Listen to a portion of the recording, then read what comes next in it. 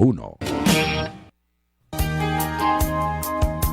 Bueno, de regreso con ustedes, queridos oyentes, estamos con la doctora Gabriela Romo. Si usted tiene preguntas, lo puede hacer. Ya tenemos la vía telefónica al 301-9620900, 301-9620900. También está el WhatsApp, el 240-490-6262, 240-490-6262. Doctora, pues a las personas que también desean escuchar el programa, estamos en Facebook Live, así es que si usted quiere hacer preguntas también en Facebook Live, lo puede hacer, no hay ningún problema.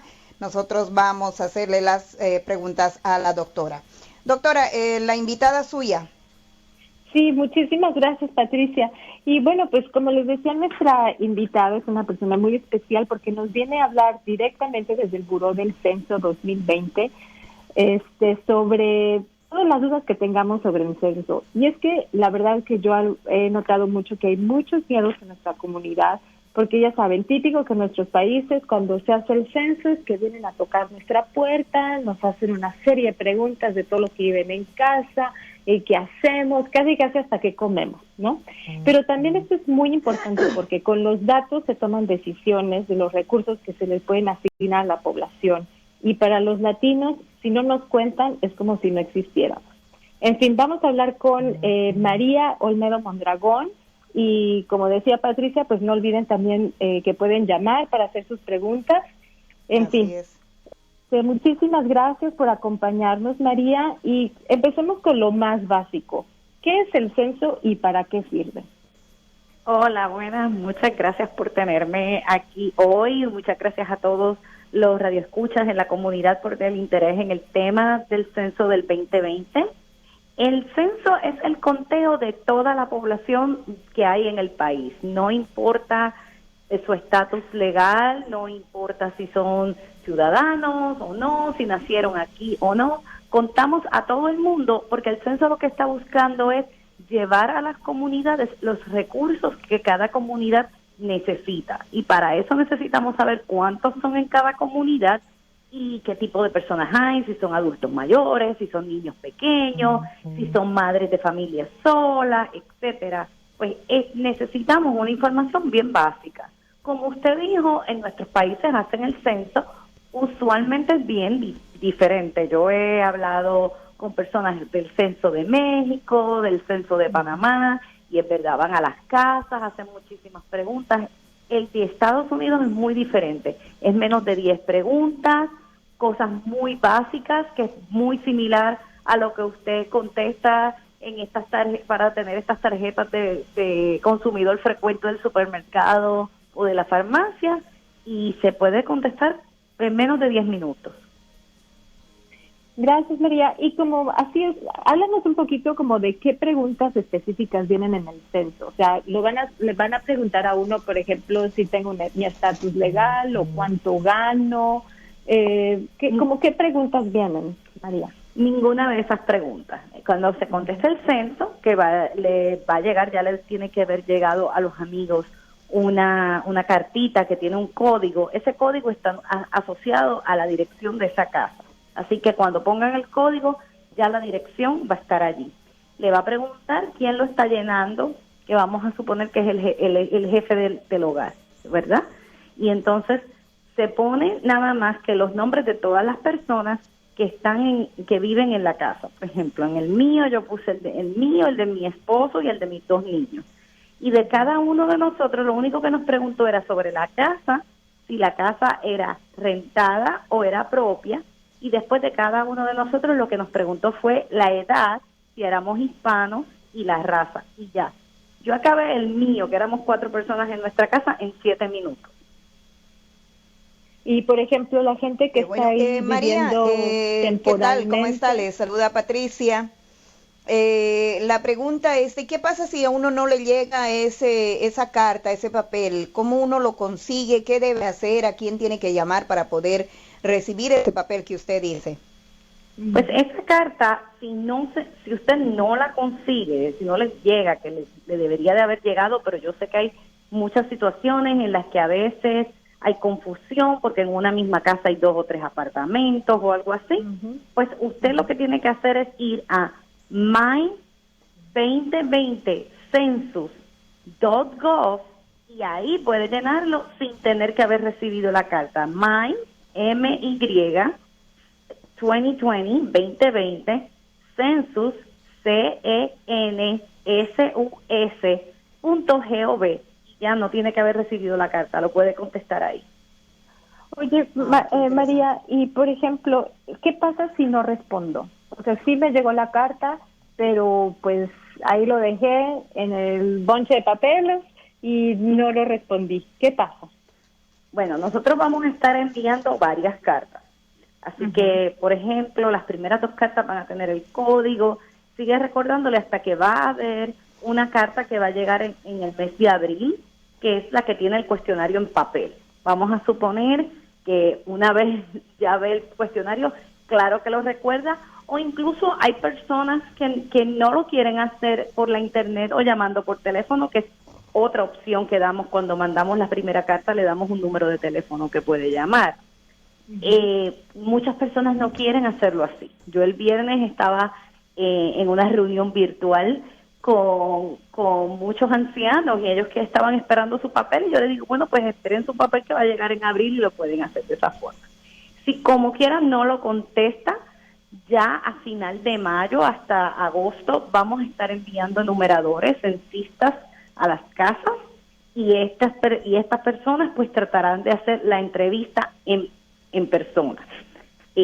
Yo creo que estamos en unos tiempos en los cuales, particularmente con la crisis que vivimos con COVID-19, todos podemos coincidir en que no queremos estar recibiendo personas en nuestra casa. Los enumeradores no entran a la casa, se reúnen con usted en la puerta, pero vamos, que preferimos no tener que tener estas visitas que no son necesarias. Así que lo más fácil es contestar el censo desde su hogar por internet, por teléfono o por correo. ¿Y qué pasa, María, si uno no quiere, uno se niega rotundamente a contestar esas preguntas, y estando, aunque venga la persona a la puerta a tocarle a uno y se pone en eso y dice, no quiero y no quiero? ¿Qué pasa? Bueno, la realidad es que al fin y al cabo el censo tiene maneras de obtener alguna de la información por lo que nosotros llamamos récord administrativo. Vamos a suponer que podemos hablar con el estado de Maryland, y esto es un ejemplo que estoy dando porque con cada estado tenemos acuerdos diferentes, pero vamos a suponer que con el estado de Maryland hablamos con la compañía de energía eléctrica y ellos al menos nos ayudan a identificar si en esa casa vive una persona, al menos, que sí, que está ocupada la casa, y nos dan esa información. Pero la realidad es que la información del censo es tan y tan necesaria que yo le diría a todo el mundo que no se nieguen, que es información importante. 675 mil millones de dólares se reparten todos los años gracias a la información del censo. Es dinero que va a las escuelas, a los almuerzos escolares para los niños, a las actividades extracurriculares, a los parques, a los centros para envejecientes, las clínicas de salud, transportación como en masa pública o autopistas, y hasta servicios de emergencia, porque hasta para responder emergencias como las que estamos viviendo hoy en día con el COVID-19 o terremotos, huracanes, tornados, siempre se usa la información del censo para poder responder a la emergencia y para poder dar dinero a cada comunidad, el dinero que necesita para responder a esa emergencia. Oye, María, y por ejemplo, una persona que es indocumentada o en una casa que viven varios indocumentados, ¿ellos deben de responder? Todo el mundo debe responder. Nosotros no hacemos en ningún momento pregunta de si la persona es ciudadana o no, dónde nació, nada de eso se incluye en la información. Por tanto, la persona no debe de temer porque no estamos incluyendo ninguna información como esa, y porque el censo no comparte información con ninguna otra agencia federal, ni con agencias de orden público como la policía, con la migra, con nadie como eso se comparte información. Así que nosotros lo único que le podemos garantizar es que estamos protegidos bajo ley federal. Desde los censistas hasta el director del censo están expuestos a una multa de $250,000 y 5 años de cárcel si dan la información de alguna persona.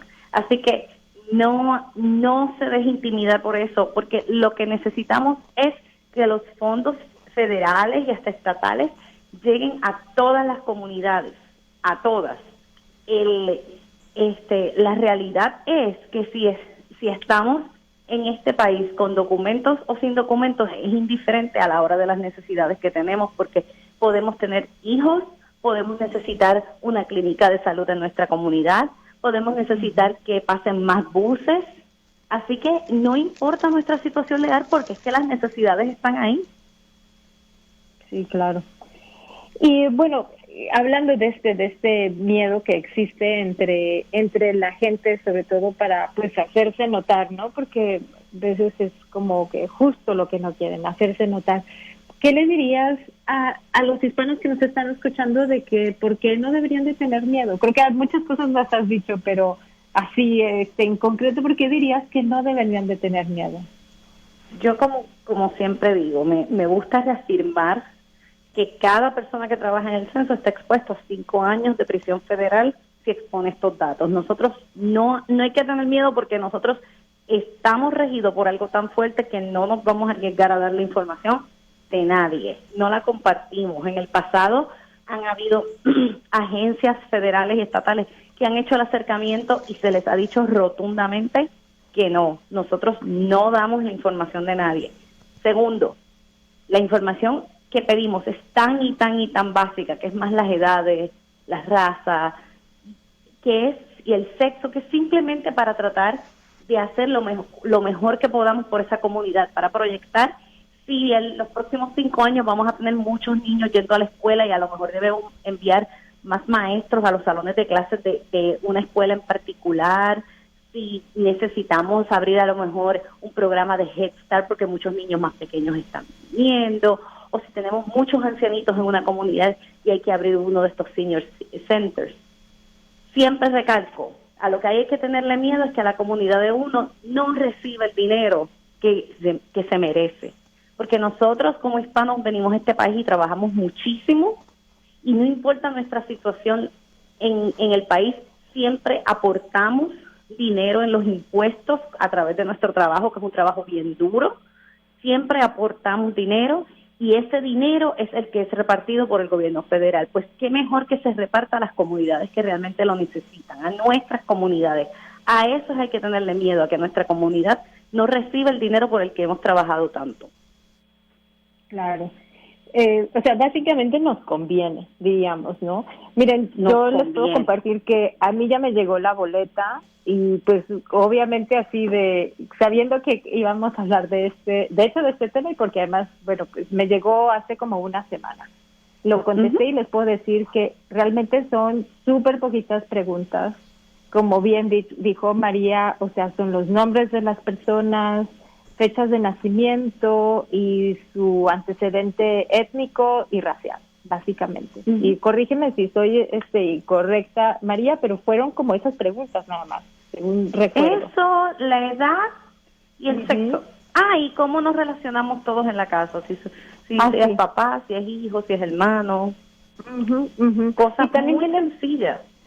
Sí, claro, y también da cuenta que vienen así de, por ejemplo, si es que en casa viene alguien y va a estar viviendo temporalmente, si debe ser contado, o si, por ejemplo, si no es un familiar, si también puede ser contado, ¿no? O sea, la verdad es que sí te lleva de la mano y está muy sencillo. Por otra cosa también que les quería comentar a la gente que nos escucha, es que este es un tema también de salud pública. Yo lo veo desde mi sector, desde donde yo trabajo, y si nosotros nos hacemos contar y nos hacemos notar, por ejemplo, pueden haber más recursos para tener gente que hable español, por ejemplo, ¿no? Dentro del staff, o que haya más clínicas, o sea, que vean quiénes somos los que estamos en diferentes condados en el país. Entonces, sí es muy importante el participar porque necesitamos que nos cuenten.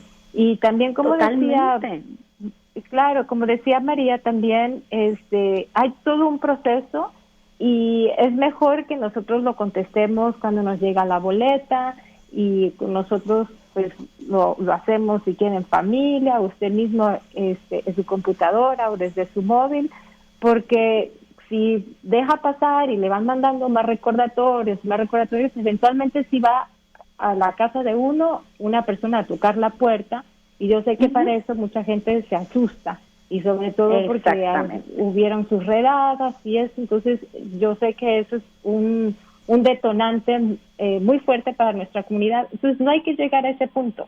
Mejor ustedes de la comunidad de su hogar puede contestar el censo y ya, o sea, terminarlo y ya con eso ustedes me imagino que reciben pronto la información, ¿no es así, María? O como podría haber un error cuando las personas contestan por internet o por teléfono, recibimos la información automáticamente, así que la posibilidad de que vaya un enumerador a su casa es casi cero, porque ya tenemos toda la información bien rápido. Quiero llegar a un punto que usted mencionó que me pareció muy importante sobre los temas de salud pública.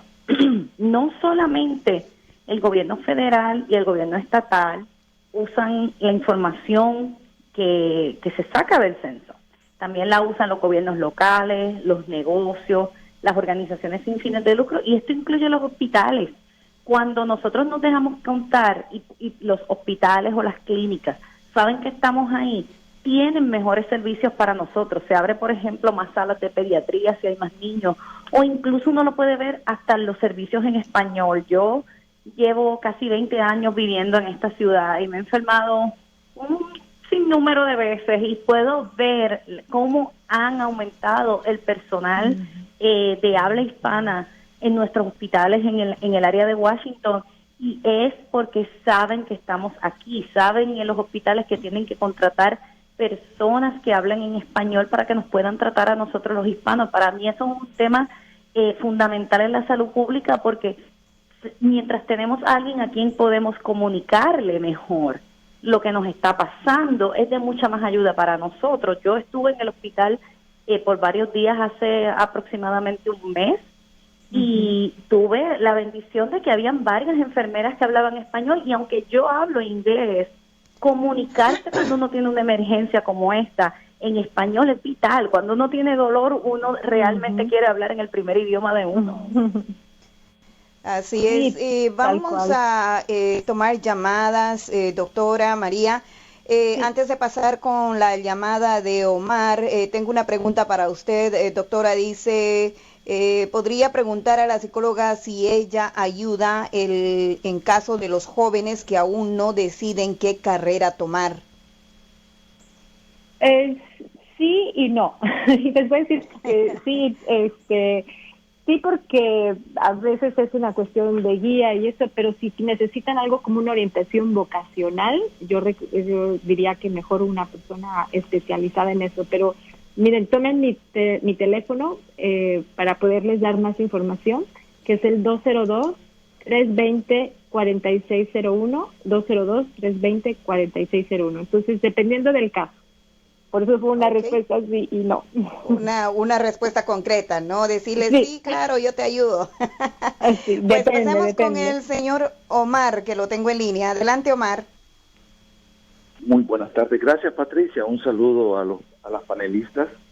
Creo que el tema es sumamente interesante y yo estoy de acuerdo en que todos debemos ser contados, pero con la información que la señora está recordándonos, en que hay muchas personas que tienen el temor de dar su información personal, más si son personas sin documentación, que esos recursos son sumamente importantes y necesarios para cada estado, para cada ciudad. Pero el hecho es lo siguiente, todo eso suena muy colorido y atractivo y yo creo que es una realidad, ¿no? Pero ¿qué pasa? Que cuando hay desastres, cuando un indocumentado pierde su casa, por un desastre natural, o va en ayuda de beneficios federales o estatales, le dicen no, porque no tiene documentos, aunque haya sido contado, aunque ese número que su información esté en el censo y y el Estado usa y utiliza esta información para canalizar los fondos federales y estatales y todo, pero a la hora de un desastre no le brindan la ayuda necesaria porque no tiene documentos. ¿Se da cuenta? Entonces, ¿cómo puede esto ser ambivalente, ante una situación como la que le estoy explicando? Si usted puede darme una respuesta, con gusto lo escuchamos. Sí. Yo totalmente lo entiendo y yo... ¿No entendió? No. Bueno, le explico no nuevamente. O sea, una persona sin documentos va y pide ayuda porque hubo un desastre natural y perdió su propiedad. Y cuando va por ayuda federal o estatal para poder recuperar sus bienes, se la niegan porque no tiene documentos. Sí, bueno, yo totalmente entiendo lo que usted está diciendo. Nosotros en el censo lamentablemente no podemos controlar cómo otras agencias dan su ayuda, y la forma en que las agencias dan la ayuda muchas veces hasta en el mismo gobierno federal varía de agencia en agencia. No, entiendo eso, señora, pero el punto mío es, si por favor me presta la atención debida, es con el sentido de que si la información de una persona indocumentada es sumamente importante para el Estado, para poder ser contado a nivel nacional, ¿por qué esa misma persona que es indocumentada, es cierto que cada agencia, las leyes son distintas, pero si es importante para ser contado, también debería ser importante para obtener beneficios? Claro, yo estoy totalmente de acuerdo con usted, como bueno, estaba diciendo. Gracias, Omar, por tu llamada. ¿Podríamos contestar para entrar a la siguiente pregunta, por favor? Sí, pero me gustaría que le pudiéramos contestar a Omar. Omar, desde mi punto de vista, yo sin ser una experta en el tema ni nada, creo que esto es como una cadena de situaciones que suceden. O sea, el momento en que contamos, desafortunadamente no se traduce inmediatamente en beneficios, pero a veces sí en quiénes son los que están en ciertos distritos, y también para votar, para legisladores y eso, que vean por nuestros derechos o por nuestro beneficio también. Si es que... Incluso durante un desastre o otras situaciones, mucho del dinero que va que el gobierno federal reparte no necesariamente va para la persona directamente, pero van para organizaciones sin fines de lucro que ayudan a los inmigrantes en estas ocasiones en particular. Así que no estoy diciendo que en todos los lugares pasa. Definitivamente algunas agencias no darían la ayuda directamente a un inmigrante indocumentado, pero dicho esto, la ayuda se da a través de organizaciones de la comunidad que ayudan al inmigrante también en medio de una emergencia. Sí, como triangulado, doctora, un poco, pero para que lleguen los fondos. Eduardo Escolán manda y dice, mucha gente está robando los datos, lo primero que quieren es el número de mi social, de mis hijos y esposa. No sé si eso es así, pregunta Eduardo por Facebook. El censo no pregunta ni el número de seguro social, ni números de tarjetas de crédito, ni números de cuentas bancarias, no pide donaciones para el gobierno o para ningún partido político o para absolutamente nada. Yo creo que eso es una cosa que hay que recalcar. Nosotros no pedimos números de seguro social, ni números de identidad, ni números de pasaporte, nada de eso está incluido en el censo. Sí. Como dijo la doctora que lo contestó también, las preguntas son tan básicas que realmente a mí no me son muy diferentes de las que le preguntan a uno en el supermercado para darle la tarjeta de comprar frecuentemente. No, y de hecho, qué bueno que la pregunta... Y nosotros las estamos manejando en un sistema mejor que en el supermercado, que la llenamos en un papelito. Claro. Qué bueno que lo pregunte Eduardo, porque tengan mucho cuidado para aquellos que estén preguntando esa información, porque quiere decir que no vienen del censo y que no y que sepan que esa información no se da. Es algo muy delicado dar el social, y ahí es cuando yo inmediatamente les diría que no contesten. Pero el censo pregunta eso, como bien dijo No María. Pregunta preguntas personales, pues, de las personas que tienen viviendo en las casas. Tenemos a Sergio en línea. Adelante, Sergio. Ahí en cabina y a toda la radioaudiencia, solo quería contribuir para dejarles saber a nuestra población de que la importancia del censo, de llenar las aplicaciones y enviarlas, aunque sea o no sea documentado o indocumentado, pues es importante para tener mejores carreteras, mejores beneficios. En el censo no nos preguntan cuáles son nuestras necesidades en sí. Dentro de todo esto, pues tenemos una serie de necesidades que, aún siendo ciudadanos, a veces no calificamos por X, Y o Z razón, no calificamos para ciertos servicios en momentos de crisis o de necesidades, ¿verdad? Así es de que es importante de que nuestra comunidad entienda de que tenemos que llenar, hacernos contar en el censo para que puedan haber servicios y beneficios para los habitantes de cada ciudad. Ese es mi comentario que quería hacer. Muchas gracias, don Sergio. Igual como lo dice Araceli Gaitán, dice muy bien, ahorita es tiempo de llenar, que estamos en casita. Yesenia Fuentes dice saluditos, doctora. Y pues se nos fue el tiempo volando, Dios santo, ya son las 3 en punto, pues las tengo que despedir a ambas. Muchísimas gracias, María, por estar con nosotros. Doctora, un placer. Si quieren comunicarse con usted, el 202-320-4601, 202-320-4601. Que tengan una feliz tarde. Gracias, doctora. Gracias, María. Muchas gracias, María, por acompañarnos. Bye, bye. Y hasta aquí su espacio, La Psicología y Usted. No se pierda un espacio similar con la doctora Gabriela Romo, la psicóloga de la comunidad, el próximo martes a las 2:30 de la tarde por Radio América. Está